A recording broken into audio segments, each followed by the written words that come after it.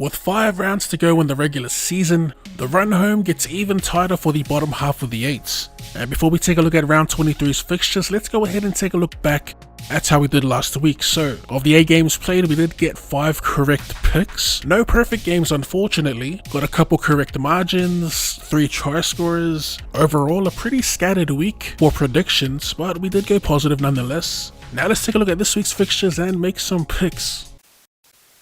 And in the first match of the round, Thursday night takes us to a core stadium where the Bunnies host the Storm.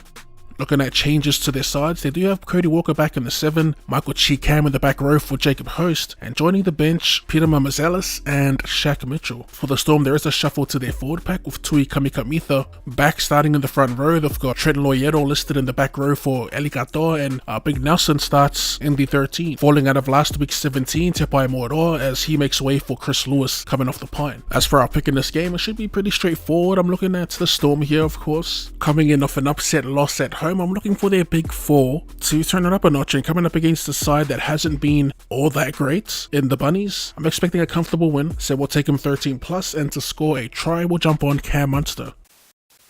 Moving on to the first of 2 for Friday, we head over to the GC, Seabus Super Stadium, where the Titans host the Sharks, and we've got some interesting changes. We'll get through the home side first with just the one change to their 17 with Cleese Haas replacing Beau Fermor. Although keep in mind AJ Brimson is listed at 18th man, so he'll most likely jump into the fullback role. Kidney moving to the bench maybe for like a Palacia or Bahulu. Looking at the Sharkies, they've got a shake up to their spine with Braden Trindle being injured. They've got Atkinson still in there, but Blake Brayley, he moves into the 7 role. Cam McInnes moves into hooker, and Jack Williams at lock. Coming into the 14, Jaden Burrell. As for our pick in this match, we'll be sticking with the Titans. I think this might be the first time or maybe second time I'm taking the Titans, but up against the Sharkies, who are a formidable side, currently 4th in the league at the moment. They've beaten before, not too long ago, round 18. They've still got plenty of momentum since that win, so we'll stick with them to sweep them for the regular season. Plus, their confidence is at an all-time high right now. At home, I'm on the Titans, 1 to 12 points. And to bag a meat pie, this lad is cold. But we'll be jumping on David Fifita. Moving on to Friday's curtain closer, that is at CommBank Stadium, where the Eels host the Panthers. For the Eels, they have the same 17 that upset the Warriors in NZ. And for the Panthers, the one change with Dane Laurie returning from an HIA, or a failed HIA, so Isaiah Yongi falls out of the side. As for our pick in this game, the Eels historically a bit of a tough game for the Panthers during the regular season, but with Nathan Cleary back and with the Eels not having Mitchell Moses, I'm looking for another Nathan Cleary masterclass. There are plenty of spots in that power back line, so we will be backing the Panthers to get by comfortably here. I'm not sure what the stats are of them being beat by 13 plus at home, but I'll be on the Panthers, 13 plus. And to bag a meat pie, we'll be looking towards the left back rower in Scotty Sorensen. Kicking off the Super Saturday, we have the Raiders at GIO hosting the Sea Eagles. Looking at changes, Ethan Stranger makes his way back, so Adam Cook goes to the bench. Danny Levy drops out of the side altogether. Hosking, his season has come to a premature end with Mariota joining the bench. Looking at Manly, they do have a few players back on deck. Leki Hopwate back on the wing. Setalau moves into the centres. Ben Trbojevic to the bench. They also get back Olakawatu, as well as Lachlan Croker, who hasn't been seen for quite some time. Both those lads starting. As for our pick, first of all, these two teams have played back in round 9, 4 Points Parker, where the Raiders actually picked up the win. Coming into this match, Manly are 3 from 5. They're coming off a bye, so they are the fresher side, and the Raiders are coming in off a grueler against the Bulldogs. With that being said, I think I'm going to stick with Turbo and the Sea Eagles. Like I said, the Raiders coming off an absolute grinder at Belmore. Apparently they got something planned for Big Papa's 300th. So if you like vibe, maybe there's a Canberra upset on the cards. Crazy that it will be an upset. They are the underdogs at home. But for me though, I'm going to jump on Manly to spoil the party. I think the Raiders coming off a grueler and Manly being well rested is the biggest reason. So yeah, give me Manly 1 to 12 points, and we'll be jumping on a bloke that's having one of the best bounce backs this season, Tommy Talau, to score a try.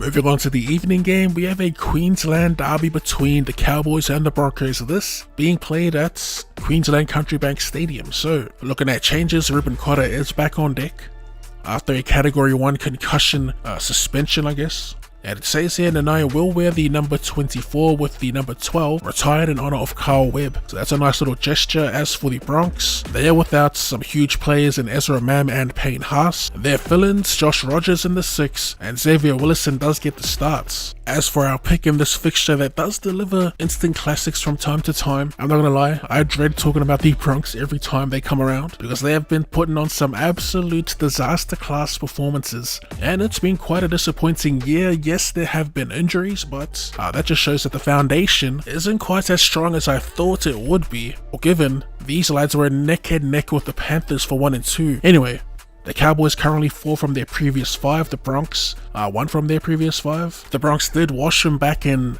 round 4, jeez, that was a long time ago. Since then, both teams have been looking pretty dicey, with the differences the Cowboys, even though they've been looking terrible in matches, they have been picking up wins. Currently sitting at 6th, the Broncos 14th. We're going to go pure bias here and take the Broncos on the road. If you're following me, you might want to steer clear from this tip. Give me the Bronx. Bounce back season, baby. The road to 2025 premiers begins here. And across the line, Reece Walsh. I feel like he scores almost every game he plays, so we'll jump on him. And putting a cap on Super Saturday, the game of the round for mine. The Dragons host the Bulldogs at Netstrata Jubilee Stadium. Looking at both teams, they have fielded the same 17, although for the Dragons, I do see Jack Bird in the 21, so he could potentially break into the 17. But since there's no changes as of yet, let's jump straight into the stats and figures. So of the 45 played, the Bulldogs do have the upper hand with 28 of those wins. They've already pumped the Dragons too, back in round 12 with Ben Hunt and Zach Lomax on deck, and Jack Bird for that matter, so that's something else to consider. Something I'm really looking forward to in this game is the matchup between Steve Crichton and Moses Sualii. You know, critters like the gold standard these days, and last time these two met, Sualii was low-key giving him a hard time. It was a nice little contest. Looking at the Bulldogs' form, currently 4 from their last 5. Their 1 loss coming to the Cowboys, insane. The inconsistent Cowboys. For the Dragons, currently 3 from their last 5, coming off a monumental win against the Storm, breaking a 25-year hoodoo at Melbourne is what they're saying. But for me, everything points towards the Bulldogs picking up a win here. They've got a good record at this venue too, winning 7 from 10, and they're one of the fittest teams in the comp, so I don't see them being a bit of fatigued from the grueler last week. So give us the Bulldogs here on the road to score a try. We'll be jumping on Vili Kikau as he lines up against Ben Hunt, who has been a little susceptible. That's Bulldogs 1 to 12. Kicking off Sunday's festivities, we head over to Suncorp Stadium where the Dolphins host the Warriors. So there isn't much happening in terms of movement for both teams. Looking at the Dolphins first, they welcome back Cody Nikorima and Tavita Pama Jr. And for the Warriors, Roger Tuivasa-Sheck moves back into the centers with the rookie Graham Taufa dropping out, and Ed Gossi comes onto the wing. As for our pick in this game, looking at the stats between the two, first of all, the Dolphins are 9th, Warriors 13th. I'm not sure if the Warriors still have a crack at the 8. Even the Finns are looking pretty dicey, to be honest. Looking at the head-to-head, the Warriors with the upper hand, the slight upper hand, winning 2 from 3 games played between the pair, with their most recent win this season beating them at home. As for both teams' form coming into this match, pretty terrible. Finns 1 from 5, the Warriors 2 from 5, and it's a bit of a coin toss for mine, but we will be leaning on the side of the Dolphins here at Suncorp, looking to make a play for the top 8. I think they'll squeak out a win here in front of their home fans, so we'll take them 1 to 12 points. And to score a try, we're going to jump on the hammer.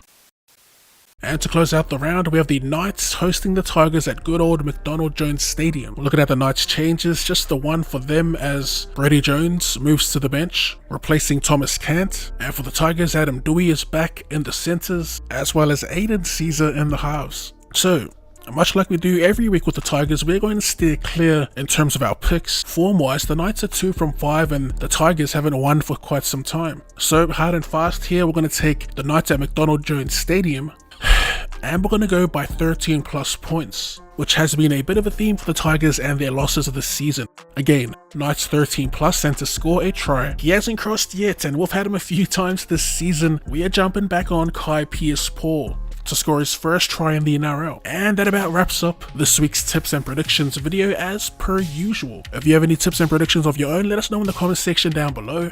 Try scores as well. For now, we're going to call it there. As always, if you did enjoy that, be sure to run and shred that like button, and for more rugby league related content or more content in general, go ahead and drop your boy a cheeky sub. Thanks for tuning in, and I'll see you later.